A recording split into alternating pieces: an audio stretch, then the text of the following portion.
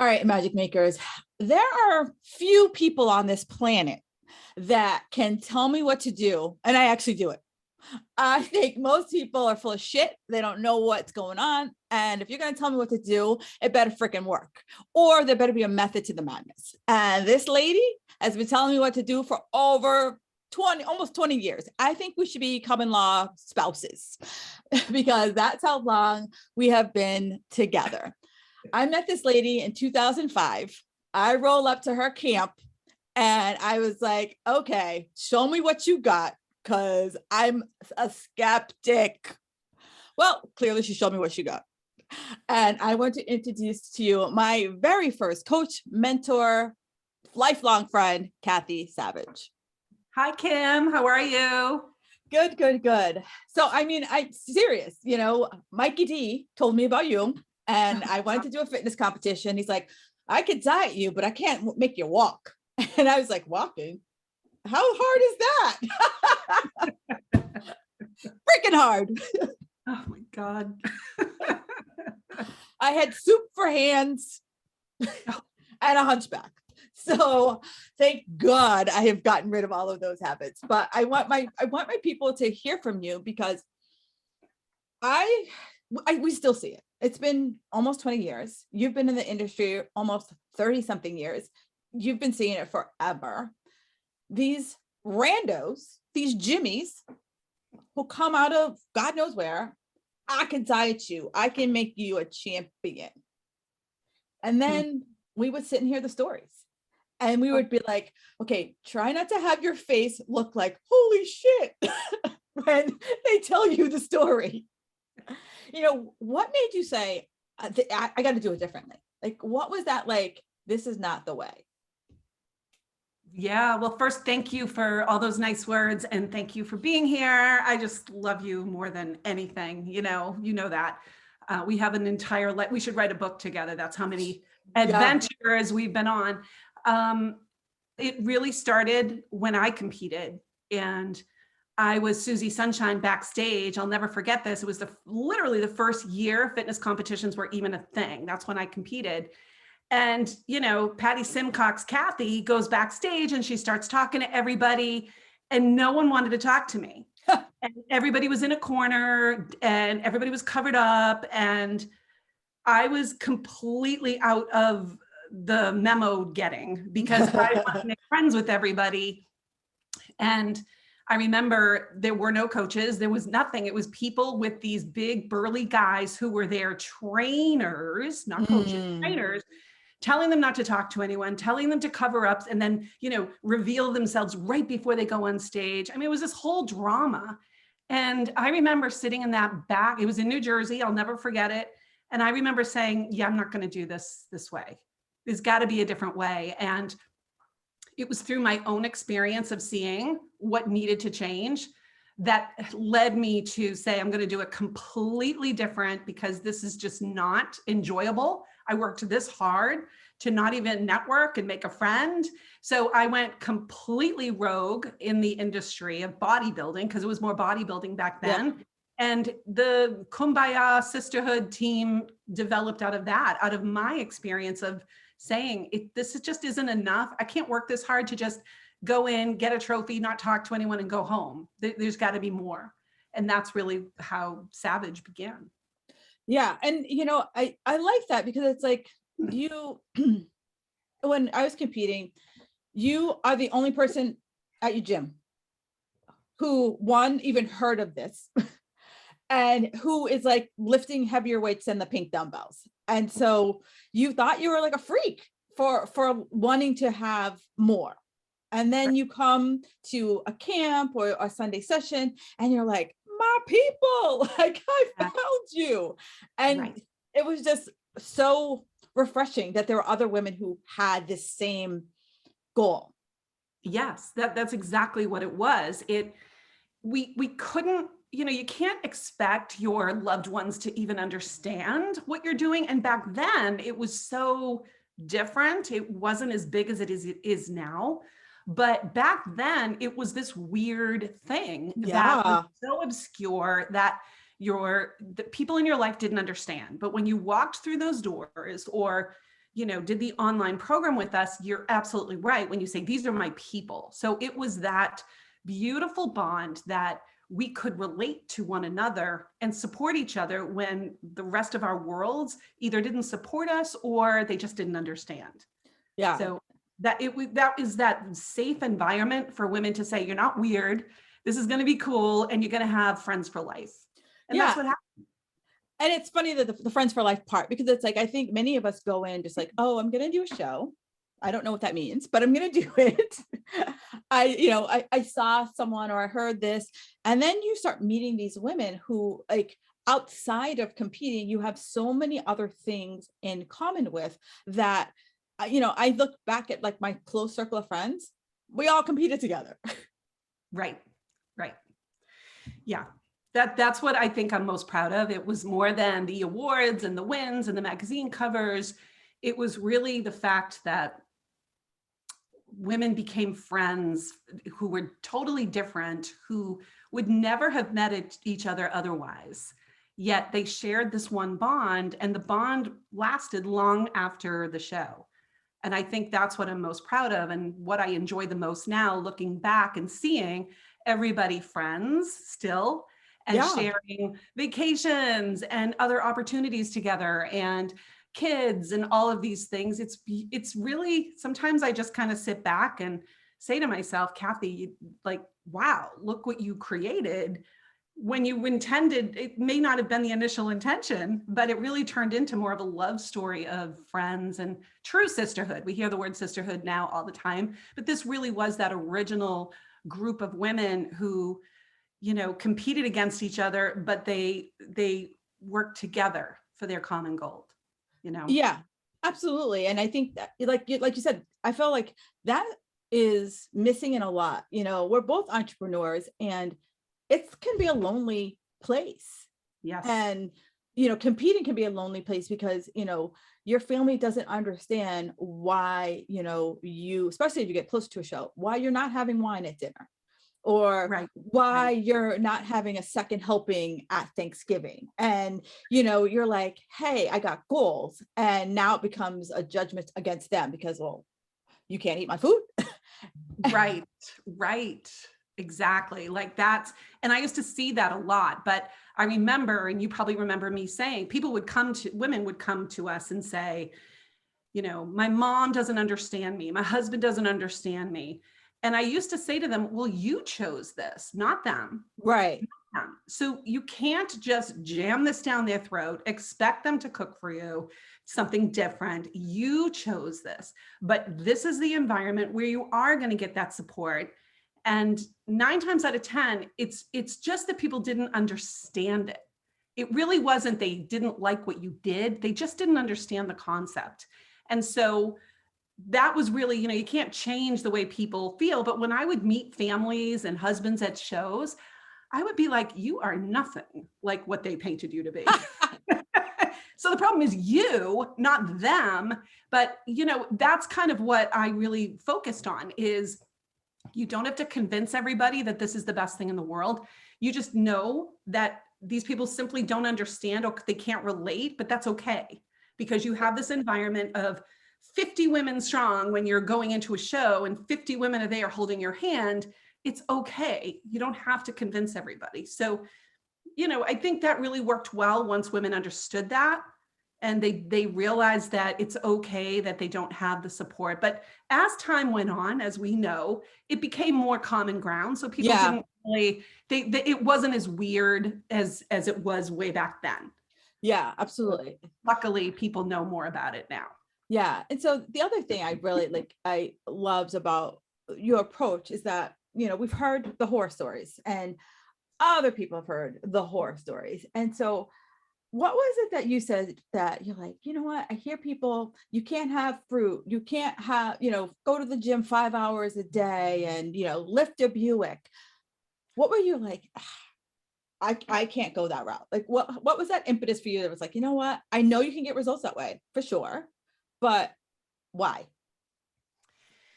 I think in my own experience, when I competed, excuse me, morning voice. I had a bodybuilding boyfriend, as many of us did back in the 90s, 80s, late 80s. And he was brilliant. And he really was. Not the best boyfriend, but brilliant.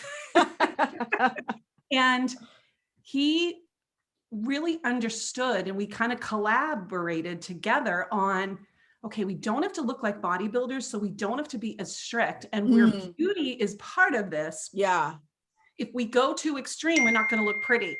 And so I have to give him some credit there, because he really forced me to really reflect from a more cerebral level of, Yeah. this isn't just I need to get lean. So what would happen is, as a result of that, as a result of not eliminating food groups and all these things from a nutritional standpoint, when our girls would show up, and you know this, beautiful.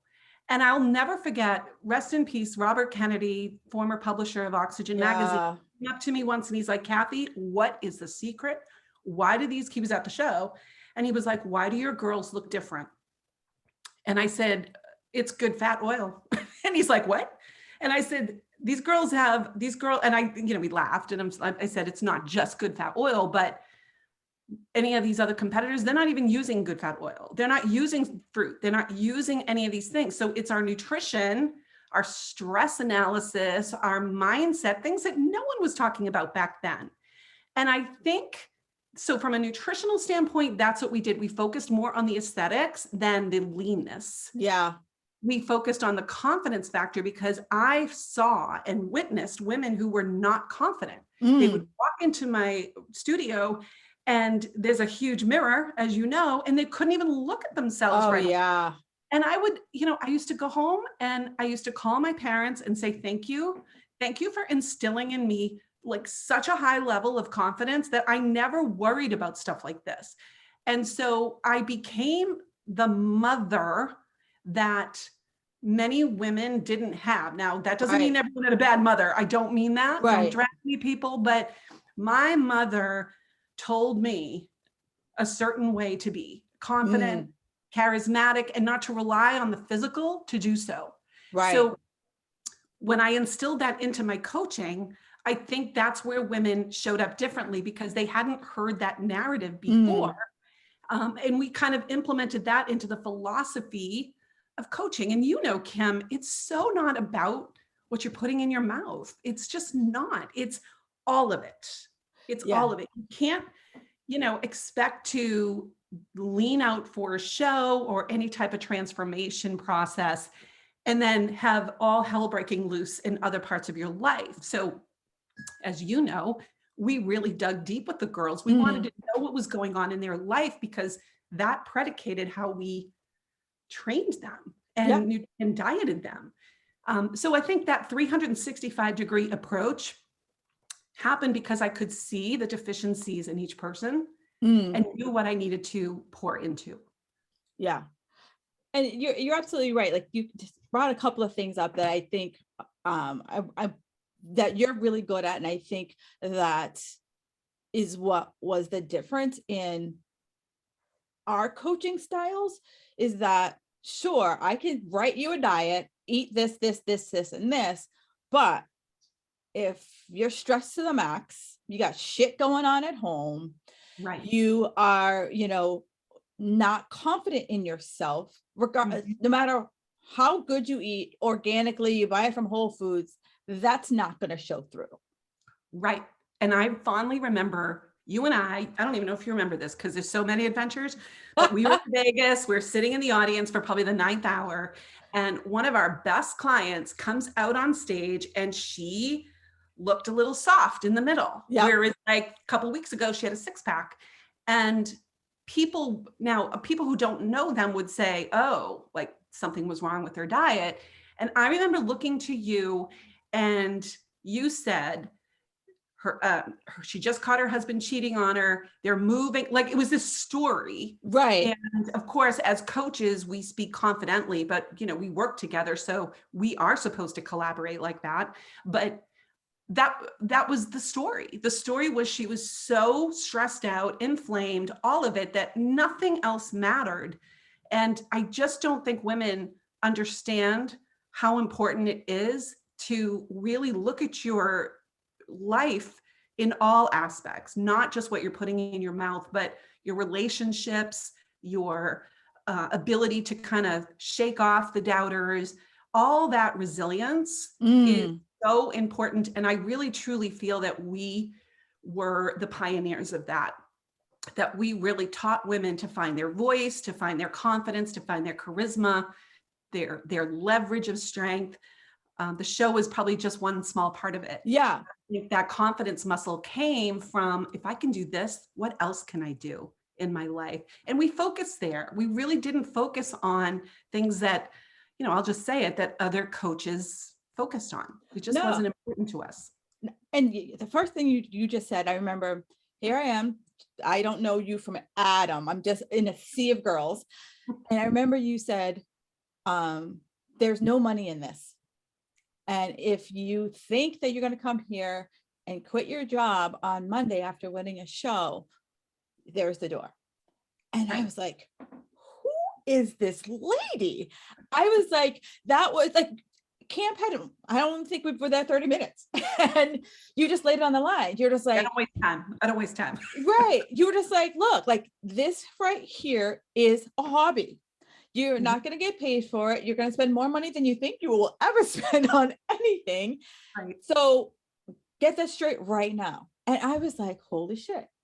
There was, and I think so many, even now, there was, let's be honest. There was no social media when I started. There was no social media. We had an email chain. That was the only way we communicated. So now with social media, I feel like I see all these girls all over the place. And I think that, there is fame and fortune, shrimp, hookers, the whole bit when I compete. But I'm still in a fucking high school. Yeah, right. On a Saturday, putting Pro-Ten on my ass. Yes. Oh my God, the protein. People would, the things I've seen, Kim. Yeah. The things I've seen, and you too. It really does glorify a lot of the process.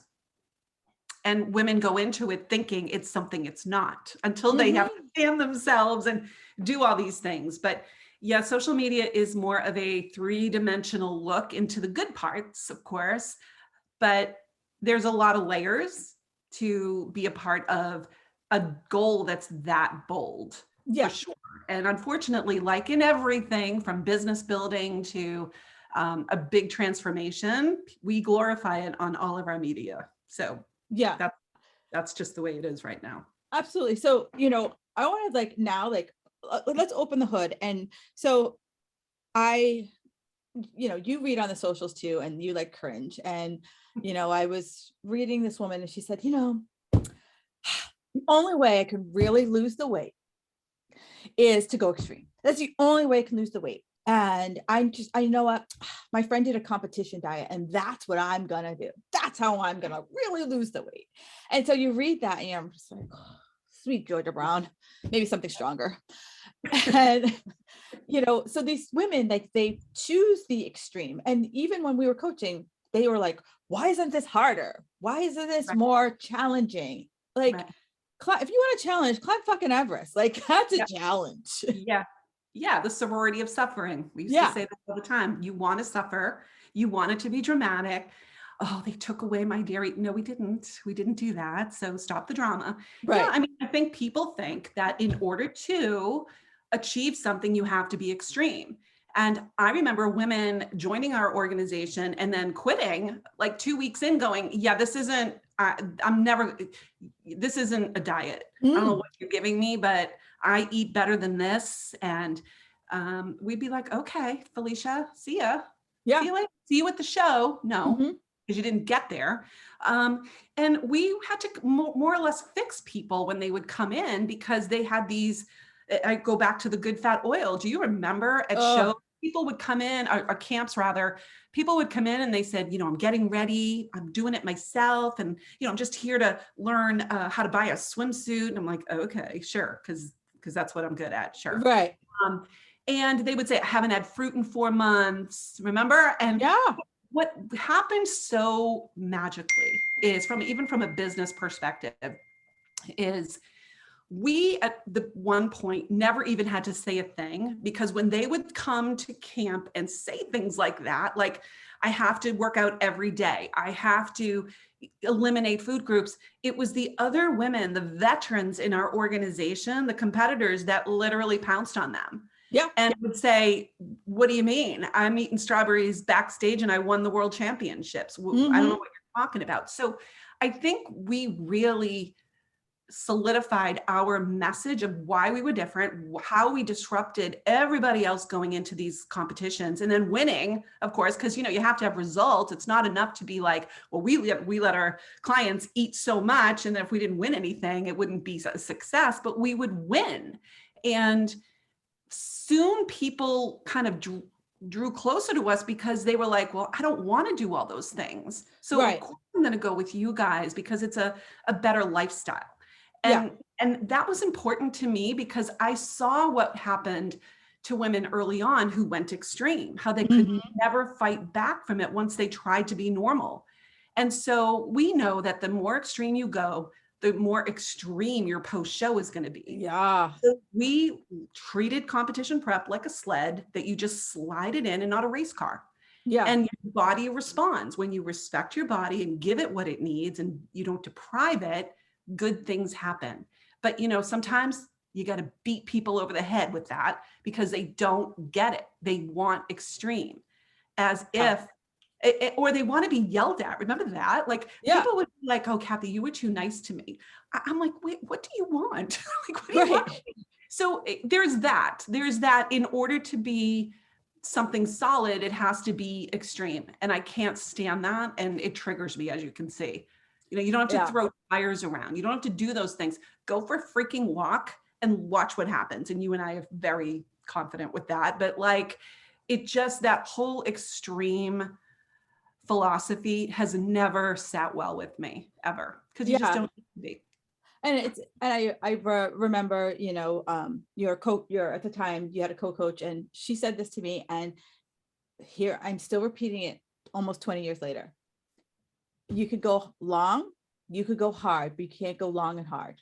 And at the time, of course, you're looking around everyone and you're like, oh, I'm not as lean. So I'm personally on my own, without telling you, I'm gonna cut this, or I'm gonna add some more cardio, or I'm gonna add whatever in my crazy terrain brain told me I needed to add at the time.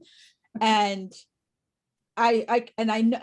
it's sad because sometimes you got to hit that wall. Like we all have seen our clients sprinting for the brick wall, and we're like, no. And they and we try to throw our bodies in front of it. And then they were like, you know what? I'm just going to move out of the way. You're going to hit the brick wall, fall down on the floor. And you know what? I'm going to pick you up, because that's the person I am. Yeah. That we would see it coming a mile away. Yeah. Like I remember you and I standing in front of the room, and we'd be like, yeah, she's not going to make it. Yeah, she's not going to make it. She's not going to make it. And it was only because of the extreme pressure that they were putting on themselves. Yes. Like you had said it earlier, when someone walks in the room and says, my plan is to go top 5, I would literally just walk away. Yeah. Because, me, I follow sports coaches. I don't listen to woo-woo anything. I listen to coaches that are more athletic coaches, because there's a box and you either win or lose. And I like that. So it was Phil Jackson. He always says the most we can hope for is to create the best possible conditions for success and then let go of the outcome. And that is, I think I said it right, that is really what fitness competitions were, because you could be the best and not win. So I would say you can't say my goal is to win. My goal is top 5. You don't know who else is showing up, and you don't know who's judging. So if you let go of the outcome and go in with the best possible conditions for success, then you just have to kind of hope for the best. And that was the weird part of our sport, because we were congratulating the person who came in first. And then I had to, wrap my arms around the person who got screwed over. Yeah, and absolutely. It was judged. And it was like, I felt like Sybil That's an old reference. I was all these personalities of being happy for one and sad for another.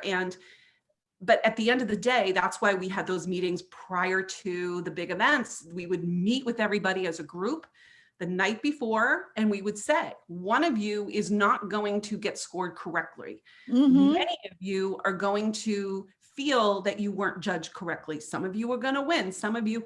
So preparing women for that, I think that was another thing that made us so special, that we could really kind of teach them a lesson that really reflected life, not just the show. Yeah, and Yeah. you are very good at the managing expectations. And I Mhm. think in this business, not many coaches manage expectations. Right. And it's true. Like you could be this is like an old reference, but like this woman, Dawn Butterfield, she was absolutely a fabulous person. Oh, Fabulous competitor, just amazing. Like you couldn't take your eyes off her. And there's many times that she just got screwed. And you were always like, hey guys, there's some girl out there. We've never seen her before. She can, backstage, she could look like a hot wreck, get on stage and knock it out of the park. right. And there are many times that like I think coaches say you are going to go top 5 and Right. hype their girls up, and when it doesn't happen, you're a train wreck, because in your mind you told yourself that I'm going to be top 5 and Right. you never did a damn show. That's right. That's right. And I think we were also really good at managing expectations, saying you may not have won the trophy, but you might get a magazine opportunity. You may Right. get an opportunity to get sponsored. We always looked for the wide brush as opposed to the one trophy, but you're absolutely right. And I always would see it as men, usually, sorry guys, that wouldn't manage the expectations of these girls and really hype them up. Like I remember they'd come up to me and, they're not bad guys, but they would be like, oh, you should see my Yeah. girl. She's going to blow it away. She's going to crush it. I'm like, okay, Jimmy, like, Yeah. I sounds remember great. hearing that.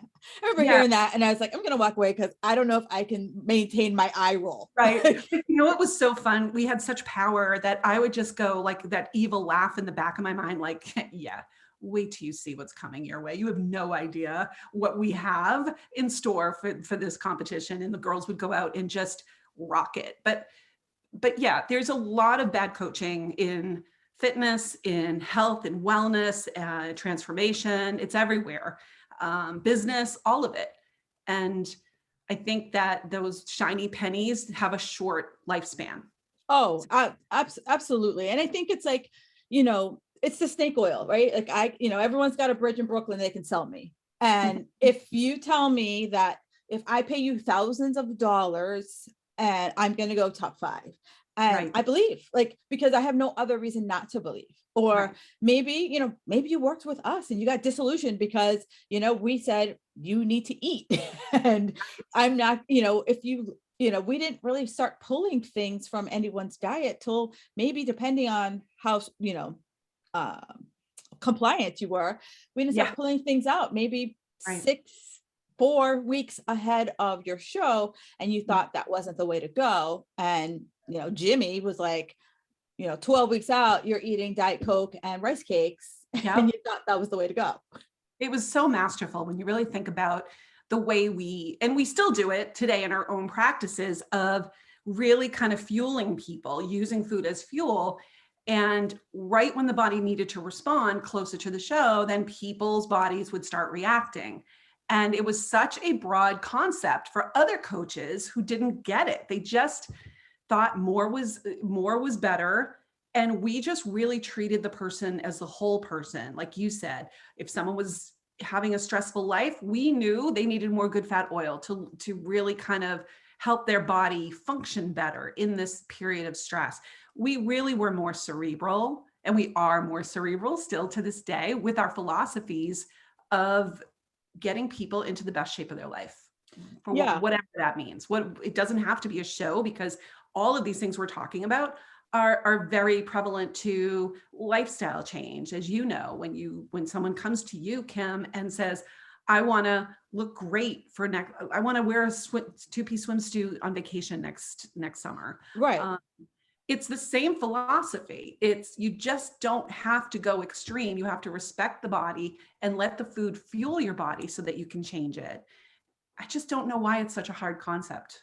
I don't understand why it's a hard concept either, because it's like, I think about when I stopped competing and, I was lost. I was like, I didn't really have, I was like, well, I don't have a goal anymore. And I was Mm. like, what is lifestyle? Like, it was just like, I was like bumping into walls. And then as I like realized, I was like, oh, so hang on. If this is on a scale of 1 to 10 and 10 is competing and 1 is laying on my couch with a bottle of wine and pretzel crisp, I want to be at a 5. And so it's like, okay, how do I become that 5? And then when I want to go on vacation, I just turn up the dial a little bit. And Exactly. then when I want to go on vacation, I turn down the dial a little bit, but it's not like, I crank the stereo and then I turn it all the way off. And I But think so many of us think that's how it works. brilliant, brilliant, brilliant. And here's what you basically just said in a more boring way than what you just said, because I loved that whole analogy, is the goal of a good coach is to get someone to maintenance, Yeah. not to rock the body like never before, but to get someone to level 5 so that when something comes up, you just have to tweak a few things to get them to that ideal body that's going to pop, if you will, and look its best for a week or so. But if you go like a race car, level 10, all the time, your body's going to say, you know what? I give up, screw you. Yes. And I'm going to inflame you, and I'm going to hold water, and I'm going to hold on to everything that's good because you're not giving me enough water. You're not giving me enough stuff. So I'm going to go in retaliation mode. And so bringing it to maintenance and keeping you there is an art form. And you have to have someone who gets it, like you, who really understands that it really is about maintenance. And then you have something coming up, you just bring it up a little, but you stay in that beautiful zone of, I can eat things, I have off-track meals, I just know what works best for my body. Yeah. And I follow that. And I don't have to give up the things that other people are doing because that doesn't make sense. That's not in alignment with my level 5, my goal of maintenance. And if just every woman could just conceive of that, they wouldn't beat themselves up for eating a brownie or having a beautiful glass of wine on Saturdays with their friends. Yeah. And, they would also see that, that coach who's like, you can lose 3 pounds every week, Gosh. guaranteed. And like, whenever, like, people, I will get those emails like, hey, I'm going on vacation in February and I want to lose 30 pounds. And I was like, good luck. I'm like, what are you going Right. to give up? What organ do you give up? Like Yeah. liver, kidney, like good luck. And I'm like, I was like, I'm not that girl. I'm like, sorry, I'm not that girl. Like, good luck to you. I'm like, Right. I can help you lose maybe 0.5 pound to a pound a week, but 3 pounds in a Right. week, that's not going to last. Yeah, that's we see that all the time. And I feel bad for the consumer because you've got this cute little girl named Courtney or Tiffany or Felicia, and they look adorable and they've got a great physique, and they're like, do what I do, lose 10 pounds in 10 minutes. This is what I do. And meanwhile, either you and I know this girl and we're like, yeah, that's not what she did. Right. or we just know that they're setting people up for disaster because it just doesn't work that way. I wish it did, but it Oh, doesn't. me too. And I'm like, I would love to have you lose 3 pounds a week. That would be fabulous. But Mhm. I've picked up the pieces too many times. Well, that's it. Remember, we used to say we're just so tired of fixing people because if Right. you get there, it would. And again, it's regretville. People used to come to us and say, "I'm so sorry, I quit. I went to someone else, and they destroyed my metabolism. Please." Mm-hmm. And of course, we would. But those stories are not just one or two; they're Right. like double digits, maybe triple digits. And Of, I remember of at camp, we would hear the saddest stories of like, and we're just like, oh, good God, like what, like you endured that like for years. And it was like, and then us to say, you know what, it's not going to be a 12-week thing for you. right, right. And they would be like, well, what do you mean? And I'm like, well, your body's not like a car. Like I just can't get a new engine and just drop it in and you're good to go. Like if you Right. have been depriving yourself and like so low for weeks, years, I need to like drop food in your mouth like a baby bird. Right. Exactly. Exactly. And you know what that comes from, Kim? It's a lot of it in our industry is people who have had an amazing transformation and good for them, or Mhm. they want a show, good for them. And now, they win a show on Saturday and now on Monday they're a coach. But Oh, meanwhile, they've never coached anyone else other than themselves. We have that luxury of having worked with women of all ages, shapes, sizes, like medical conditions, immune response, like all these things riled up into tons of different protocols. So you have these women who may have won a show and it was easy for them, but now they're dieting you the way yeah. they did it. It makes no sense at all. Everyone's physiology is different. Everyone's protocol is different.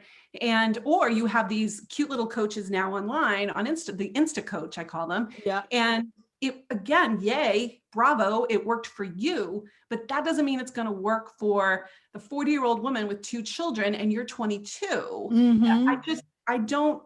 I feel bad for consumers, but I also feel consumers need to do a little more due diligence on aesthetics and what they see to be, a perfect example is when you and I would show up at shows and our coaches, we were like haggard. We had Right. sweatsuits on. Granted, there were times when we got all glammed up, but we were working. Yeah. Whereas a lot of other coaches, it was all about them. It was Mm. never about us. We were the directors, the producers for the girls. And I think when you have a lot of these Insta coaches that are really promoting themselves versus the clients they serve, that's also a red flag. So there's a lot of that, unfortunately, and the consumer is just really has to do their due diligence of who has given results to a multitude of people, not just one type of person. And those are the people you want to align with, the people who have had a lot of experience with transforming the lives of women in all facets. Right. Not just we all have that unicorn client, right? I've had a few unicorn clients, and then I've had some clients who I'm like, all right, strap in. We are going to figure this out. Oh my gosh, yes. The people only knew the layers. And from a confidential standpoint, we can't like say what some people had to do. But there were women who we couldn't keep the weight on them. They would be eating burgers and fries before the show. And then there were other girls who really had to be a little more conscientious of what they were putting in Right. their mouths. But there is no one way to do it. And so Yeah. you have to have a coach that knows how to work with a plethora of types of women that have different concerns. Yeah, I remember. So back in the day, Cathy used to have Sunday sessions, and at the end of and it was all about how do you like walk and have stage presence. And so at the end, we would sit around, and as we were getting closer to the show, we'd sit in a circle, and we would be talking about like what to do for the next week. And so she would be like, "Oh, Sarah, yeah, you're doing good. So keep doing what you're doing. Oh, Sharon, you're getting a little too lean. Why don't you have a burger today for dinner?" And like she would like be handing out this stuff, and I was like, "Oh my God, she's gonna tell me that I need a burger too." I'm like, she's gonna totally tell me. And she's like, "Yeah, Kim, just keep doing what you're doing." It's like, yeah. I was like, in my head, I was like, okay, make sure she tells me burger. Make sure she tells me burger. Sorry. I know. But every week I'd be like, she's going to tell me I have a burger this week. And every week I'd be like, keep doing what you're doing. Ugh. Yeah, keep doing what you're doing is like the wrath. Like you don't want to hear that. It's so No, funny. And I'd be like, never, no, that means you're doing well. No, I need something. Remember, we used to make up stuff because people needed something. I'd be like, eat an orange at 6 o'clock. Don't eat it at 3, eat an orange. And don't eat it at 6:15, eat it at 6. Because I found that if I said you're doing well, just keep doing it, people would be like, that's it. You need more, yes. I need more. So then I started making stuff up that had nothing to do with anything, but it kept people happy. No, it 1,000%, so it's like, as we like made our transition this year, like girls would be like, oh, new coach, she's gonna tell me something different to do. So then I was like reading their food log, and I was like, all right, your food is really great, so you just need to be consistent with it. Right. And they're like, well, what does that mean? I was like, so you ate great this week, do it again next week, and then the week after that, that's your change. And they wanted me to be like, you need to eat a navel orange, no other orange, but a navel orange. Right. And then you need to go out and find kiwis that only grow underground. And it was like, and it's the easy stuff that people don't want to hear. They want to hear that I have to climb Mount Olympus in order to get Right. something. Well, I love when the veterans would say, okay, now I know I'm being that girl again. And so because when they would hear that, go to CVS aisle 4, turn around twice and raise your arms up. And for the listeners, we're not kidding. Like, this is what we would do. Right. And the lesson would be, I'm overthinking. Okay, thank you. And you Right. hear that, 20 years later, 30 years later, thank you for being that person for me, because I was clearly overthinking. And now I've learned, when I do that in other aspects of my life, to not do that anymore. And so there's always that lesson of, you don't need to do something to keep something where it is and have it be good. But that consistency was the queen of everything we did. The people who were the most consistent would win. The people who were the most consistent would get the magazine cover. And it wasn't always the prettiest, and it wasn't always the best body. It was the people who were consistent. And I always say consistency is boring, right? Mhm. You now coach a lot of focus around business and personal branding, and you're like, you got to share on social media. That's the game today. You got to share your stuff on social media. And I know I was guilty of it too. I'm like, oh, my life's kind of boring. Like, I don't really do anything exciting because I'm consistent. Like, it's like I work out on Monday, Wednesdays, and Fridays. Like, that's what I do. Like, I'm not flipping tires. I'm not sprinting with a Buick attached to my back. I'm just doing basic workouts. And most people think that I got to do all the other things. Right. And people self-assess that they're boring, which is hilarious to me. But there's only one you. So whether it's social media or getting ready for a transformation, it's yours. It's yours. So it's boring compared to what? Like, what are you comparing it to? J-Lo? Well, yeah, maybe it's a little different than J-Lo's life, but you're not J-Lo. So why would you even worry about that? And I think the women that get it. And the women that don't, we just need to really explain it to them a little more, that there's nothing boring about consistency and showing up for the long haul, not for the day, not for the show, not for any of those things. Right. To me, consistency is very attractive. It's very sexy. There's God, when you get those check-ins and they just check everything off the list. I mean, that made me way more excited than someone who had one great week versus a terrible week the next. I don't, it's a roller coaster. We don't want that. Yeah. And it's in there, now I'm like, you know what, where I got to was a bumpy road, but I'm like, a lot of people don't make it past the bumpy road. Right. You're right. There, just last week I was in this place called Anagata, and I'm in the back of this like freaking truck, things that like would never happen in the US. And and we're driving down this like literally this bumpy road on the way to this beach. And like we're all sitting around, we're like, are we ever gonna get there? Are we ever gonna get there? And we get there, and it's like the most beautiful beach on the entire planet. I keep calling it Cow Pasture Beach, but it's called something else. But it's absolutely beautiful. And I'm like, and it just made me think about so many people, they would think I'm lost. It's taking too long. Mm-hmm. It's too bumpy, and they would stop and they miss the beauty. Mm-hmm. And so now I'm sitting on the beach and I'm like, you know what? Who doesn't like a good beach day? Right. If you don't like a good beach day, you're not my people. Right. You got that right. Yeah. I mean, that's a great analogy as well for just patience and persistence, resilience through the tough days. And then the beauty is the final project or the beach or whatever it is. You just have that idea that this is going to be a marathon. It's not a sprint, which is such a cliche, but it's so true when we talk about transformation of any kind. It does take patience, which is a virtue. It really is, especially these days where everybody wants everything now. Everything. Oh, for sure.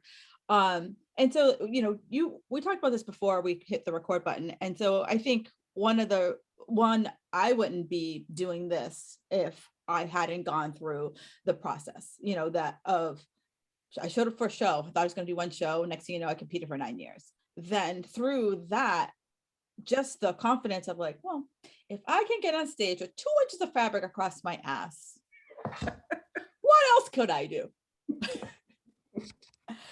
And so, you've always said, like, yeah, sure, I could diet you. The dieting is the easy part for you. You're like, I can look at you and just go, do, do, do, do, do.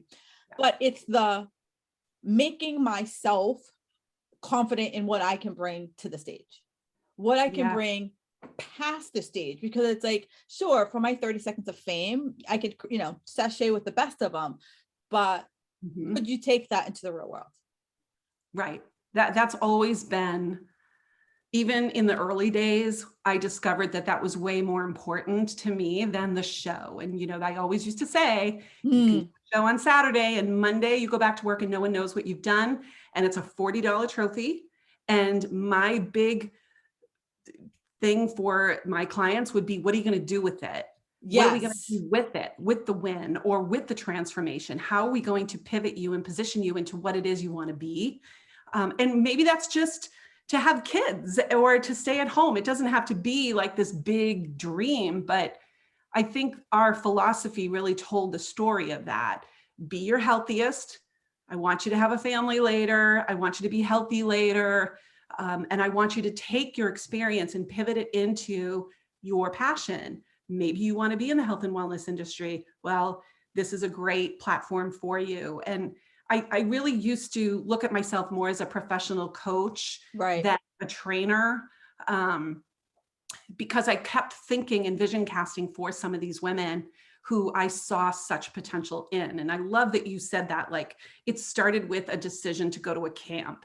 And then the process for you began because you took advantage of the experiences and the moments that kept leading you, the breadcrumbs to where you are now. Right. And I think that is a huge analogy, if you will. You've used a lot of analogies today, but that really, you embraced it, Kim. You embraced your process, even though there were some turbulent times for you from a physical end, but you attacked that like you attacked show prep, or you attacked a client's challenges along the way. So you had that resilience muscle built up so that you were able to kind of go through each narrow alley and come out of it okay. Yeah. And I think that's what it's all about for us as women. Is it's just not an easy road. It's not all sunshine, dolphins and rainbows. It's really kind of embracing those moments, but understanding that the real resilience starts when you have those challenges and you have the confidence and wherewithal to kind of get through it. Right. Yeah, for sure.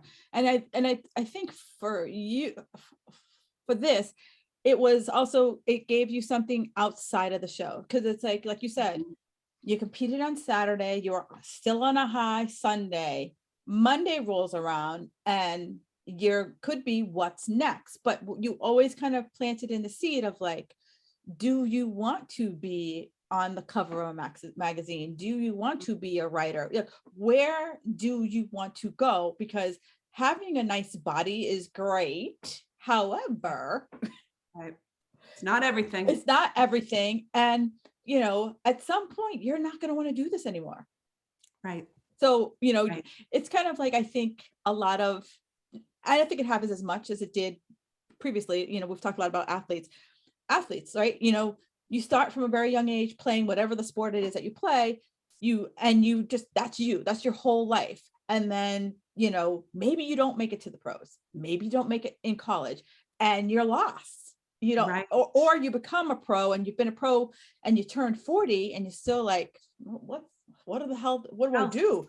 Right. Right. Like, I can't That's right. like slam dunk a baseball or slap dunk a basketball and have Gatorade call me to be like, hey, be our spokesperson. Like, I'm not doing that no more. So it's like always kind of in your head, like, where do I want this end goal to be for myself? Yes. Yes. And those were the conversations I enjoyed the most, of saying to people, you should write a book. You should create an online program. You should write a cookbook. You should. And there's so many stories of women who did that as a result of kind of going through our process of anything's possible. Right. I got on stage, like you said, what else can I do? And it's so sad when I see people get on stage, have a bad experience, and walk off in a huff. Yeah. And they didn't even get it. They didn't even Mm. understand the whole concept of what you just so beautifully kind of took your listeners through, is that it's what you do that enhances the next step, the Right. story, the next chapter of your life. And if you can look back, and the good ones do, the good ones Yeah. do. The good ones I still hear from, and they're like, I am so happy that I was with you at that time in my life, and now I'm fill in the blank. Right. And I love those stories fill me up because I know that they listened. Not Yeah. everybody listens. No. Let's be real. It wasn't all No. like Disney World here, but a lot of the women took that opportunity and made something special out of it. And that's what just makes me so happy. Yeah. That, yeah, again, I think even if it's like, I don't know what it is about this sport that attracts that, like, there's going to be this like huge, thing at the end of the rainbow where Right. like marathon runners don't expect shit other than to Right. finish. Like, Right. maybe I'm gonna get free shoes, Yeah. like maybe that's the most they could ever hope for. But I think this is the only sport that even before social media that they think that, well, I'm going to date myself. Oxygen magazine is going to be like waiting at the end of The runway. the runway. Yeah. Yeah. Here are 5 covers. Which one do you want to be on? Or, or even now, like Paul Bousset is going to be like, you are going to be Yeah. our spokesperson. Like, that just doesn't happen. No, if people only knew what I had to do to put and position people in front of those magazines, and it was difficult for them. You see them on the magazines and you're like, oh my God, they're so lucky. No, it was a job to get people in front of those people. And it wasn't just because they want to show or just because they're pretty. It was a whole thing. And you're right. And we did a really great job at managing that expectation that it wasn't about that. It was about the journey, the sisterhood, the friends, the moments, the giggles, the laughs, the tears, all of that along the way that made it so unique and so rich. Right. And velvety, as I like to say. Yeah. And that's what I love when I hear people say that, as opposed to, oh, I got screwed, or I didn't do well. And just missing the whole point. Right. And even if you told someone, you know what, Sally, you got screwed. You've told me, like, Kim, you got screwed. So what's next? And like, you never let me wallow in it. You're like, Kim, you got screwed. So what are you going to do? And it was like, all right. I'm like, I got all summer to dig in. And I'm like, going to come back and be like, you screwed me. Now I'm back. And those were the best moments in coaching, because I can look back fondly. You mentioned Dawn Butterfield, where she literally got screwed and she was going to retire. And I said, is that how you're going to go out? This huge career, you're going to go out like that? No, we're going to go back and we're going to blow them away. And you know what happened? She went from like 20th to winning both titles back to back, first one to ever do it. But had I just went, you go girl, you got screwed, you don't need to do this anymore. That was one of the highlights of my 30+ year coaching, to literally remind her of who she was. And whatever happened, it didn't matter, because you were going to work your butt off to make sure that they notice you. And those were the moments where you can literally take a bad situation and make it glorious. But it's the coach guiding you, but you have to do that. You have to decide that you're not going to go down that way, or you're not going to go out that way. And I think we really did a great job of pouring that belief into our clients, and still do, that they can do anything, but they have to believe in themselves. We guide them, but we can't believe for them. But we have to be that support system, not a cheerleader, because you go girl is not coaching, but we have to be that strategist and say, all right, you want to win this, or you want to create this business, or you want to do this, here, let's go, let's strategize. But you have to be that one that believes in yourself enough to listen to a coach and understand that this is a project, this is a strategy. Right. And if you do that, then you're in control of it. Yeah. And it's kind of like, most people don't think that fitness and business have this like dovetail. Right. And you've brought it together with what you're currently now, kind of where you've now branched off, because you're like, you realize like, you know what? Yeah, the dieting was great, but it was they'd be able to like look at things from a 30,000-foot level and say, okay, this is where you want to go. So here are the steps that you have to take. And Right. really write, like you said, a strategy. And no one really thought about it as like a body blueprint. It was like, because that's what you gave us. Like you never were like, you never wrote a diet for us. You said, okay, here are your choices. Right. Pick. Now, if you don't pick right for you, that's you.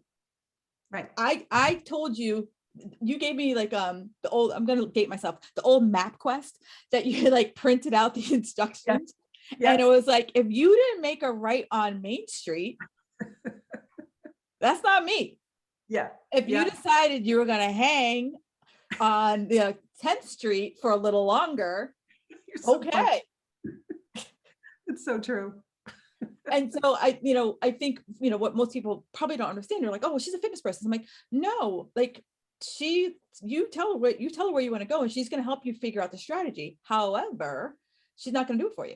Like you're going to give me homework and I got to do the homework. And so, during Sunday session, you gave us homework and I would have to come back. And maybe it was like, Kim, you got to be in your heels all the time. Well, you bet your sweet ass. I was like in my pajamas, cooking dinner in my freaking 6-inch clear heels. And Phil loved it. My pajamas make me look homeless. I was like a homeless stripper. But it's like, I think most people feel like you hire a coach and the coach is just going to be like, here, Sally, here's your business, or here's your body. And you're like, well, I gave you 3 things and I've never seen you do the 3 things. That's right. That's right. Yep. We have receipts. Right. There's a gentleman that we both know, Michael Klaus. And he said it best to me. And I just say it all the time. It's a game of chess. Yes. I move, you move. So if you don't move, what am I supposed to do? It's a game. It's so true. It's a collab. It's a collaboration between coach and client, or even a relationship. It's the same. It all flows together, whether it's fitness, business, relationships. Those layers kind of flow synergistically into one another. And that's what makes it so great.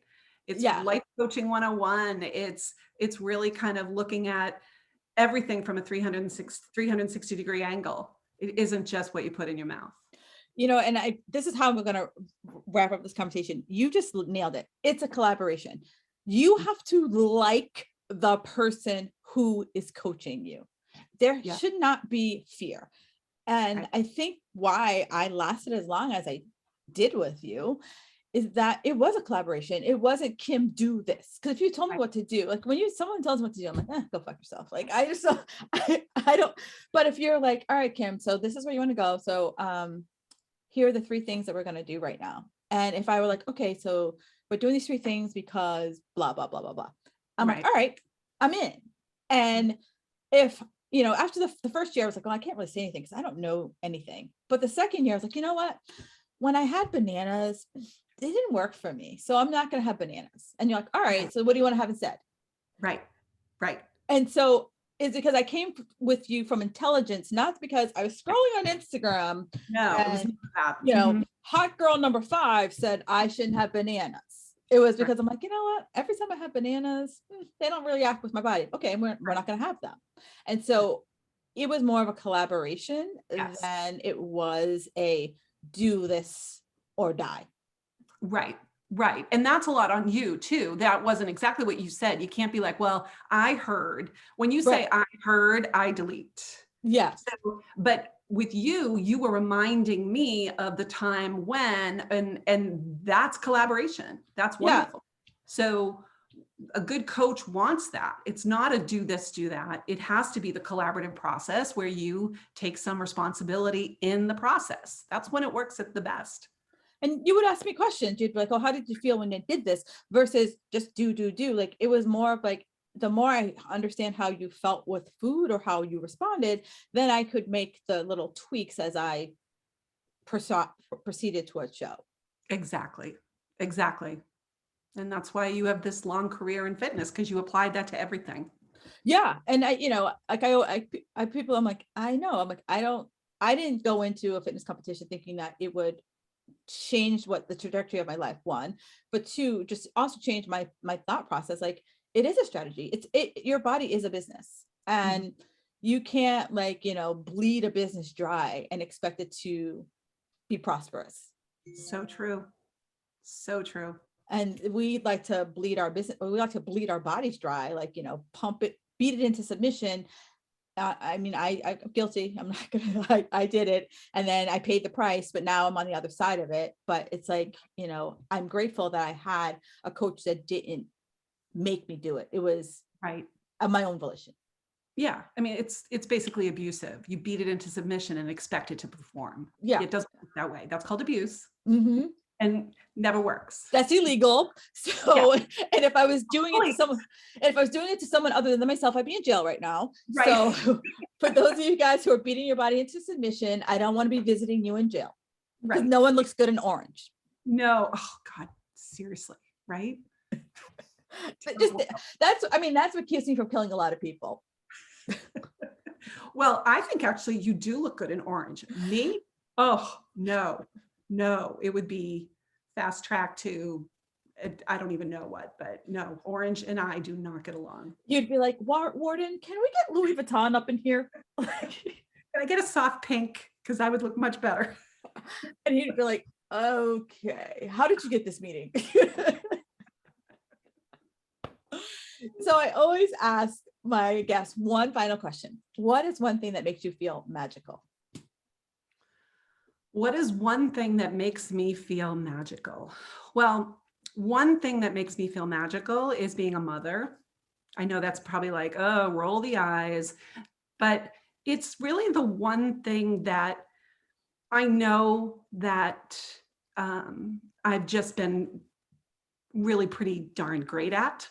And not the one thing, but it's the one thing that lights me up in a way that um, makes me feel that I don't have to be the main character all the time. Mm. And I can see the actual legacy of my work, if you will. And so when I say being a mother, it's yes, it's to my two children, but it's also to all of you. Yeah. And so being that mother character is really what makes me feel magical, whether it's my own children or the thousands of women that I've been able to work with. It's been an honor. And first of all, she's got really good kids. They make me feel like not an adult. Since like they were 12, I was like, oh, and I take care of myself.